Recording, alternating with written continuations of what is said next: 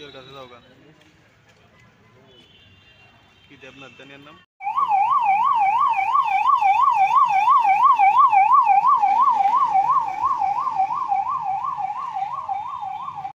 আজকে শুনছি মাছের পোনা দেওয়া হইব 14 নম্বর ওয়ার্ডে। আমি মন্ডল সভাপতিকে ফোন করছি, শুনছি মানে মাছের পোনা দেওয়া হইব। আমি তো কইতাম পারি না, তারা তো ফোন করে জানিয়ে আমি কই মনে মন শুনছি যাই তুই কথা তুমি যাও, আমি কথা বলতেছি কাউন্সিলর, তুমি যাও পোনা পাইবা। তা আমি যথারীতি গেছি করে তো পোনা দিয়েছে 2 জন। তা আমি কাউন্সিলরে বললাম যে আমরা পোনা করি গাড়ি দিয়ে আয়া করতেছে পরে আমি জিজ্ঞেস আমরা বানাবো তো 2 জন সিলেকশন হয়েছে আর কারো হয়েছে।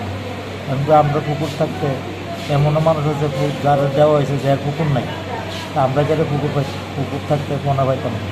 দেখো যেটা সিলেকশন হয়েছে এইটাই বুঝতে কোনো কথা বলছি না। আমার লাগে তরকার থেকে শুরু করছে, আমি গাড়ি তরকার দিয়ে করতেছি আমরা পুকুর আছে পোনা পাইতাম না করে পোনা হইতো না। যে সিলেকশন হয়েছে তা ওই দিয়ে পাই বাদ দিয়ে পাইতাম। বিকালে তরকার শুরু হয়েছে বলতে হ্যাঁ আমার আয়া সর মেরে দিছে বলতে আমি যে গেলাম সর মারছিস করে তো হিসেবে বলতে হ্যাঁ আবার এসে কোথায়।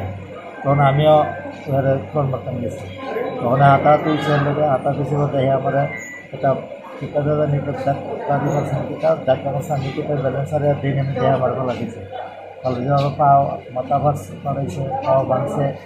এরপরে দীক্ষা দিন আবার এখন দীক্ষা দিন বসে 14 নম্বর ওয়ার্ডের কাউন্সিলর সিংকুপাল